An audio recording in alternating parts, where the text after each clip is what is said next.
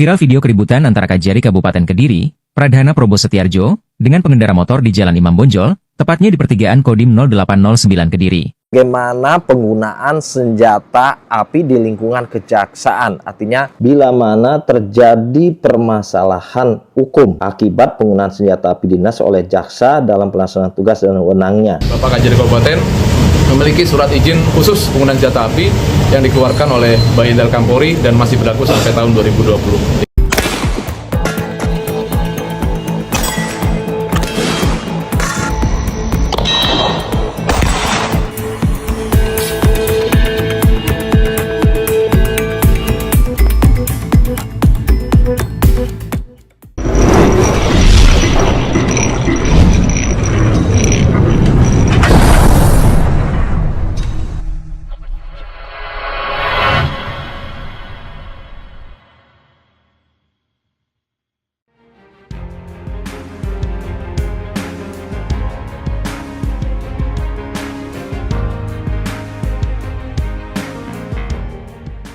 Oke guys, kembali dengan channel YouTube Dr. Agustiawan SH.MH. Kembali kita akan membahas seputaran senjata. Senjata-senjata yang ada di masyarakat, warga sipil, termasuk TNI Polri. Tentunya senjata itu ada yang memiliki izin, ada yang tidak memiliki izin, ada yang sama sekali tidak memerlukan izin untuk memiliki dan menggunakannya. Kali ini kembali kita akan membahas tentang kejadian viral. Kejadian viral yang melibatkan orang tidak dikenal atau OTK yang menyerang anggota kejaksaan, yaitu Kajari Kejaksaan Kediri, di mana dia dalam perjalanan liburan dihadang oleh dua orang OTK. Dapat kita lihat kronologis pada video ini. Viral video keributan antara Kajari Kabupaten Kediri, Pradhana Probo Setiarjo, dengan pengendara motor di Jalan Imam Bonjol, tepatnya di pertigaan Kodim 0809 Kediri. Kejadian itu terjadi pada malam hari saat Kajari bersama keluarganya tengah berlibur di Kediri. Dalam video tersebut, terlihat dua orang pengendara motor menghadang mobil dinas yang dikendarai Kajari bersama tiga anaknya. Salah satu dari mereka bahkan tampak merekam video sembari mendobrak pintu mobil. Situasi memanas dan akhirnya Kajari Pradhana mengeluarkan pistol dan melepaskan tembakan peringatan. Namun kedua pengendara tersebut tak menghindar dan mencoba merebut senjata api milik Kajari. Menurut Kasih Intelijen Kejari Kabupaten Kediri, Iwan Nuzwardi, insiden bermula ketika mobil dinas Kajari terlihat diikuti oleh dua orang tak dikenal setelah makan malam. Ketika tiba di pertigaan, kedua pengendara motor mendadak menghadang laju kendaraan dan melontarkan kata-kata bernada ancaman. Menurut Iwan, pihaknya belum tahu pasti apa motif dari kejadian kemarin. Ia menjelaskan kasus ini kini telah diserahkan sepenuhnya ke Polresta Kediri untuk penyelidikan lebih lanjut. Dan tentunya, apakah senjata yang dimiliki oleh Kajari Kejaksaan ini dibenarkan oleh hukum dan dibenarkan oleh izin? Dapat kita lihat dari keterangan dari Kapolres di video berikut ini. Bapak Kajari Kabupaten memiliki surat izin khusus penggunaan senjata api yang dikeluarkan oleh Bayendal Kampori dan masih berlaku sampai tahun 2025. Merasa pengancaman baik kepada Bapak Kajari maupun keluarga yang saat itu memang berada di dalam mobil, digedor-gedor baik kap maupun pintu mobil, sehingga Kajari juga melakukan perbuatan untuk mengamankan keluarganya. Sehingga kita dapat melihat bahwa apakah kejaksaan ini dapat memiliki dan menggunakan senjata api. Tentu kita harus melihat beberapa peraturan yang menjelaskan tentang penggunaan senjata api di lingkungan kejaksaan. Hal ini kita dapat lihat di beberapa peraturan, yaitu yang pertama adalah undang-undangnya. Sebelumnya, di Undang-Undang 16 2004 tentang kejaksaan tentu tidak mengatur tentang penggunaan senjata di lingkungan kejaksaan. Namun di perubahannya di Undang-Undang Nomor 11 Tahun 2021 tentang kejaksaan, di mana di sana diatur dalam pasal 8B bahwa kejaksaan diperbolehkan untuk menggunakan senjata api. Nah, disebutkan dalam pasal 8B itu untuk keselamatan diri, untuk orang lain, untuk melindungi keluarganya, maka dia dapat menggunakan senjata api. Undang-Undang Nomor 11 2021 sudah jelas mengatur tentang penggunaan senjata api di lingkungan kejaksaan. Dan peraturan pelaksanaannya adalah Peraturan Kejaksaan Nomor 1 Tahun 2023 tentang tata kelola penggunaan senjata api di lingkungan kejaksaan. Di sini kita akan menjelaskan detil demi detil tentang penggunaan senjata api berdasarkan undang-undang dan peraturan pelaksanaannya. Kita detilkan, kita lihat di video ini.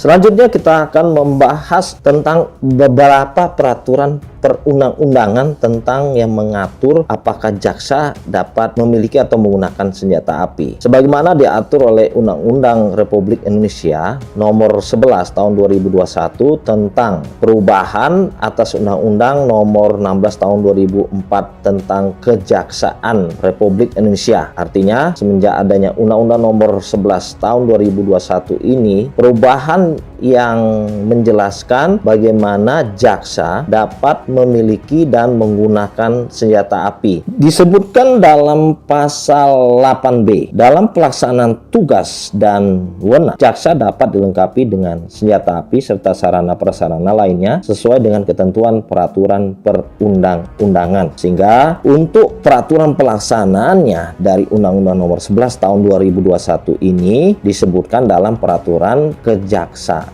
Nomor 1 2023 yang mengatur tentang tata kelola penggunaan senjata api dinas di lingkungan kejaksaan. Baik, kita lihat di peraturan Kejaksaan Nomor 1 2023 tersebut. Peraturan Kejaksaan Nomor 1 Tahun 2003 tentang tata kelola senjata api dinas di lingkungan Kejaksaan Republik Indonesia. Jadi pertimbangan kenapa kejaksaan dapat menggunakan senjata api bahwa dalam melaksanakan tugas dan wewenangnya, jaksa berpotensi menghadapi risiko yang dapat mengancam keselamatan dirinya atau orang lain serta risiko terhadap pengamanan dalam pelaksanaan tugasnya, sehingga dapat dilengkapi senjata api serta sarana prasarana lainnya sesuai dengan ketentuan peraturan perundang-undangan. Kemudian kita melihat senjata api apa saja yang dapat dimiliki dan digunakan, yaitu senjata api standar militer yang dimana kita ketahui memiliki kaliber 5,56 mm ke atas dengan sistem kerja semi otomatis atau full otomatis, termasuk yang telah dimodifikasi serta digunakan atau yang telah menjadi senjata organik Tentara Nasional Indonesia. Kemudian senjata api non standar militer adalah senjata api yang digunakan oleh non militer untuk mengumpulkan maksimal kaliber atau ukuran laras 9 mm dengan proyektil lunak dengan sistem kerja non otomatis, termasuk yang telah dimodifikasi serta tidak digunakan dan atau yang bukan menjadi senjata organik Tentara Nasional Indonesia. Kemudian dalam aturan selanjutnya dalam pasal 2 disebutkan dalam melaksanakan tugas dan wewenangnya, jaksa dapat dilengkapi dengan senjata api dinas serta sarana dan prasarana lainnya sesuai dengan ketentuan peraturan perundang-undangan. Sehingga kita akan melihat selanjutnya pembahasannya tentang senjata api dinas dan peralatan keamanan tersebut. Di antaranya jenisnya adalah merupakan jenis senjata api standar militer, senjata api non standar militer. Kemudian senjata api standar militer diantaranya adalah senjata api bahu jenis senapan, senjata api genggam jenis pistol. Kemudian senjata api non standar militer diantaranya adalah senjata api bahu jenis senapan, senjata api genggam jenis pistol, senjata api peluru karet jenis pistol. Kemudian jenis peralatan keamanan diantaranya adalah senjata api peluru gas, senjata api semprotan gas, alat kejut peralatan keamanan yang lainnya. Selanjutnya kita akan membahas tentang tata kelola. Tata kelola senjata api dinas di lingkungan kejaksaan, mulai dari pengadaan sampai dengan penata usahaan senjata api dinas. Yang kita akan bahas adalah penggunaannya, kemudian bagaimana perizinannya, dan kita juga akan membahas bagaimana persyaratan maupun larangan ataupun sanksinya yang dapat diberikan. Kemudian kita akan menjelaskan bagaimana penggunaannya. Senjata api dinas dipergunakan untuk pengamanan pimpinan oleh satuan pengawal khusus, kemudian pengamanan sumber daya organisasi dan objek vital kejaksaan, kemudian pencarian dan penangkapan buronan, kemudian pengamanan personil jaksa dalam penanganan perkara tindak pidana terorisme, narkotika, dan tindak pidana korupsi, kemudian pengamanan dalam kejaksaan, kemudian pelaksanaan tugas wewenang dan jabatan jaksa, kemudian pengawalan tahanan, kemudian pelaksanaan tugas lain yang ditentukan oleh pimpinan. Dan perlu diperhatikan, senjata api dinas yang dibawa untuk melaksanakan tugas sebagaimana dimaksud dalam keadaan apapun tidak boleh terlepas dari pegangannya. artinya jangan sampai jauh darinya. Kemudian kita akan membahas penggunaan senjata api ini. Senjata api dinas ini adalah dalam upaya menghentikan tindakan berupa seperti menghalangi, merintangi, menggagalkan atau melarikan diri dari tindakan upaya paksa, proses peradilan, dan atau pelaksanaan tugas jaksa. Kemudian mengancam jiwa jaksa dengan mempertimbangkan risiko paling ringan yang mungkin terjadi. Penggunaan peralatan keamanan dilakukan dalam hal menghadapi tindakan agresif seseorang atau sekelompok orang yang menyerang jiwa jaksa. Kemudian sebelum menggunakan senjata api dinas atau peralatan keamanan sebagaimana dimaksud, tindakan yang perlu diperhatikan adalah satu, perintah lisan yang diucapkan secara tegas dan berwibawa dengan menggunakan bahasa yang mudah dimengerti untuk memperingatkan seseorang atau sekelompok orang agar mematuhi perintah jaksa. Kemudian penggunaan tangan kosong lunak dilakukan dalam hal menghadapi tindakan pasif seseorang atas kelompok orang yang berpotensi mengganggu pelaksanaan tugas dan atau kewenangan dan atau mengabaikan perintah jaksa untuk menghentikan perilaku tersebut. Kemudian yang terakhir adalah penggunaan tangan kosong keras dilakukan dalam hal menghadapi tindakan aktif seseorang atau sekelompok orang untuk melepaskan diri atau melarikan diri tanpa menunjukkan upaya menyerang jaksa pada saat melaksanakan tugas wewenangnya. Kemudian yang perlu diperhatikan adalah penggunaan senjata api dinas sebagaimana dimaksud sedapat mungkin didahului tembakan peringatan dengan memperhatikan aspek keamanan, kehati-hatian, dan keselamatan orang di sekitarnya. Kemudian kita akan membahas tentang tembakan peringatan. Tembakan peringatan artinya tembakan ini untuk menurunkan mental orang atau sekelompok orang. Kemudian untuk memberikan peringatan sebelum tembakan diarahkan pada seseorang atau sekelompok orang sebagaimana dimaksud. Kemudian tembakan peringatan sedapat mungkin diketahui oleh seseorang atau sekelompok orang. Dalam hal penggunaan tembakan peringatan dimaksud adalah dengan meminta izin kepada atasan langsung pejabat pemberi tugas untuk mengambil tindakan tegas dan keras yang